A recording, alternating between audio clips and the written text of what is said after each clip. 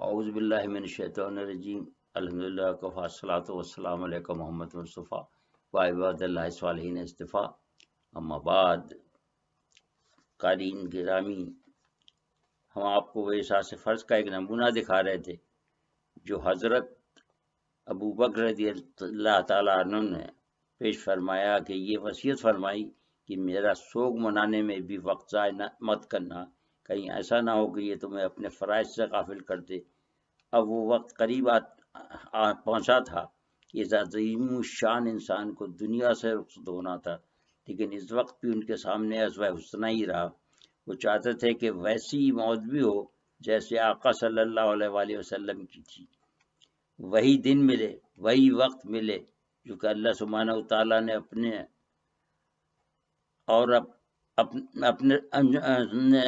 اللہ سبحانہ وتعالیٰ نے اپنے رسول کی ان کے دل میں محبت رکھتے ہوئے اپنے فضل خاص سے پوری فرما دی. یعنی ان کی موت رات کو نہانے اور سردی لگ جانے کی وجہ سے ہوئی، اور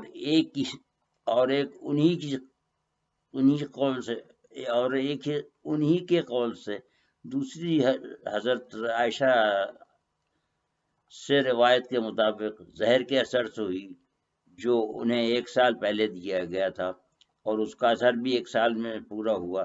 لہذا اسی دن جس دن ان کا انتقال ہوا، ان کے 2 ساتھیوں نے بھی داعیہ اجل کو لبیک کہا، جو اس دن کھانے میں ان کے شریک تھے. لہذا یہ حقیقت کھل کر سامنے آ گئی کہ رسول اللہ صلی اللہ علیہ وسلم اور 4 خلفائے راشدین بھی شہید ہوئے. آخری دن انہوں نے حضرت عائشہ صدیقہ رضی اللہ عنہا سے پوچھا کہ کون سا دن ہے، تو انہوں نے فرمایا پیر کا.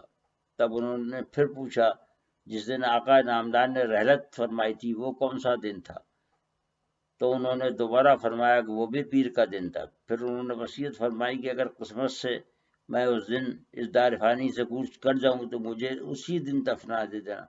پھر زبان بند ہونے سے پہلے فرمایا کہ دولت انسان کے کسی کام کی نہیں، اور موت وہ حقیقت ہے جس سے فرار نہیں.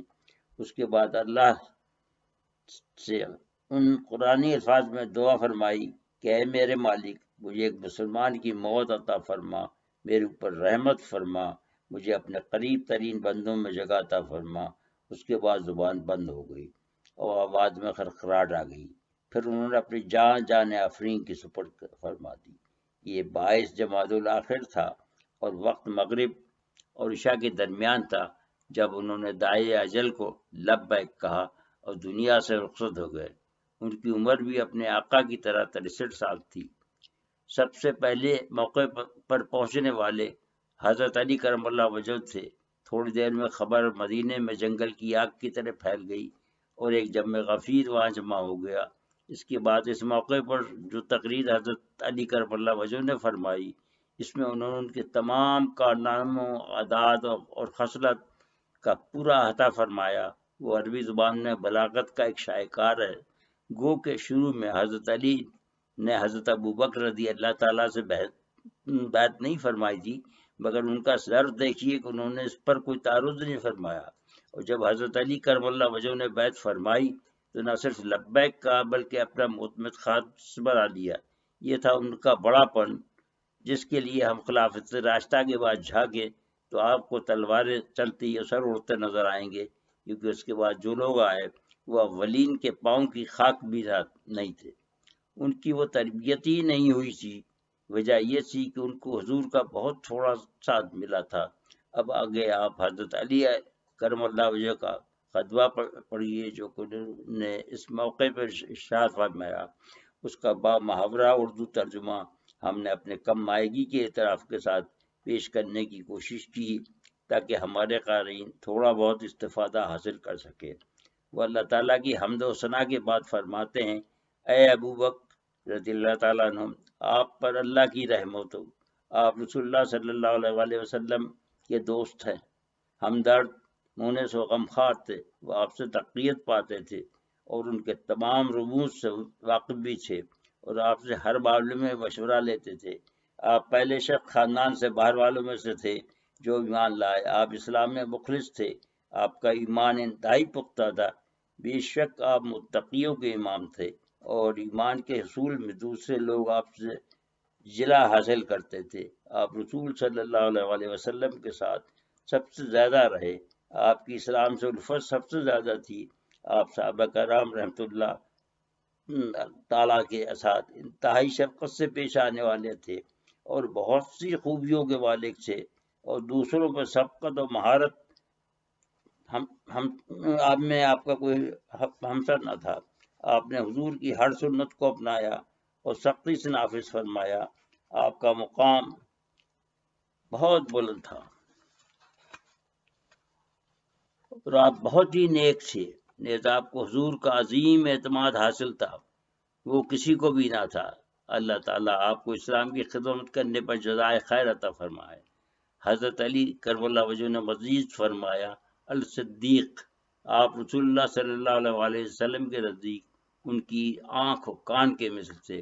آپ نے حق کو اس وقت قبول فرمایا جب دوسروں نے جھٹلایا، اس لیے آپ کو صدیق کہا گیا۔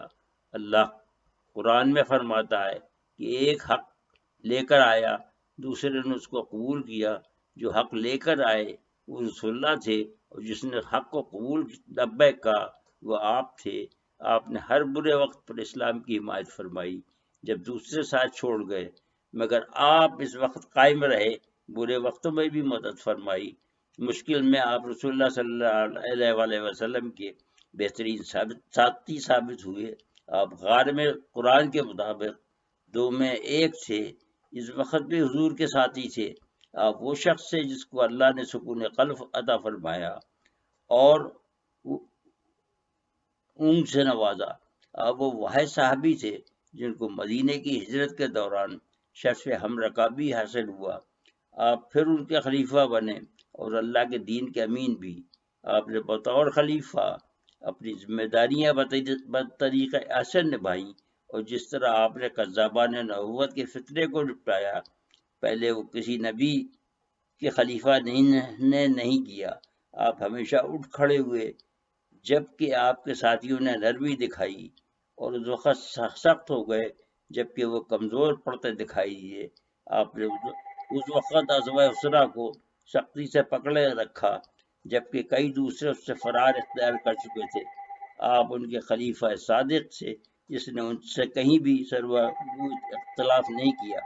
آپ ہمیشہ کافروں و منافقوں کے سامنے سینہ سپر رہے اور ان کی دل سکنی کا باعث بنے رہے، جو حضور سے حسد کرتے تھے اور باغی تھے۔ آپ اللہ کے حکم پر ہمیشہ ثابت قدم رہے جبکہ دوسرے ہوشیاری دکھاتے رہے۔ آپ اس وقت بھی اسلام پر قائم رہے جب دوسرے گمراہ ہو گئے۔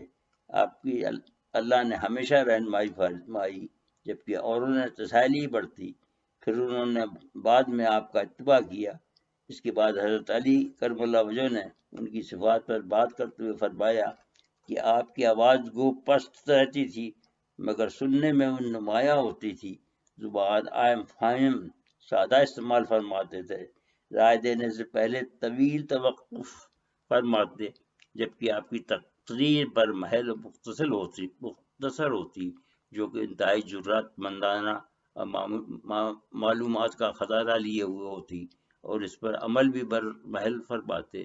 واللہ آپ مومنین کے والد کے مثل شفقت میں تھے، جس کے نتیجے میں مومنین آپ کو اپنے والد کے مثل پیار و احترام کرتے تھے، کیونکہ آپ ان کا بھی وزن اٹھا لیتے تھے اور آپ اس کام کو پورا فرماتے تھے جو وہ نظر انداز کر دیتے تھے۔ اس اثاثے کو محفوظ رکھنے کے لیے کوشاں رہتے تھے جو وہ خطے میں ڈال دیتے تھے۔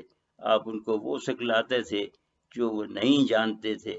آپ ہمیشہ خطروں سے کھیلتے تھے اور ان کا دفاع فرماتے تھے جبکہ وہ خود غیر محفوظ سمجھے جاتے تھے۔ آپ ثابت قدم رہتے جبکہ وہ صبر کا دامن اکثر اوقات چھوڑ دیتے تھے۔ آپ نے دین میں میانہ روی اختیار فرمائی اور اسلام میں مضبوطی لائے اور ثابت قدمی کے بانی تھے۔ واللہ آپ نے جس طرح کارہائے نمایاں انجام دیے، اپنے بعد آنے والوں کے لیے کام مشکل کر دیا۔ آپ اب ہماری پہنچ سے باہر ہیں۔ آپ کا عظیم سوگ اس وقت آسمانوں میں منایا جا رہا ہے۔ آپ کی موت نے ایمان کی کپڑ توڑ دی ہے۔ ہم اس کے علاوہ کچھ نہیں کہتے کہ انا للہ و انا الیہ راجعون، ہر چیز خدا کی طرف سے آتی ہے اور اسی کی طرف مراجعت کرتی ہے۔ ہم خود کو اللہ کے سامنے سرنگو کرنے کے پابند بطور مسلمان ہیں، اس کی مرضی اور حکم کے تابع ہیں۔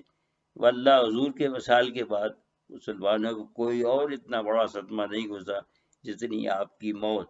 آپ عزتوں و عصمتوں کے محافظ تھے، آپ کے چلن سے لوگ ایمان اور استقامت حاصل کرتے تھے، مومنین آپ کے دامن کو اپنی پناہ گاہ سمجھتے تھے، جبکہ آپ کافروں و منافقوں پر سخت تھے۔ آپ کے اعمال کے بدلے میں میری اللہ تعالیٰ سے استدعا ہے کہ وہ آپ کو رسول اللہ صلی اللہ علیہ وآلہ وسلم کی قربت عطا فرمائے، ہمیں آپ کی ان کافی سے مستفید ہونے کا موقع عطا فرمائے جن کے پودے آپ نے لگائے تھے، ہمیں آپ کے پاس گمراہ نہ کرے، آمین۔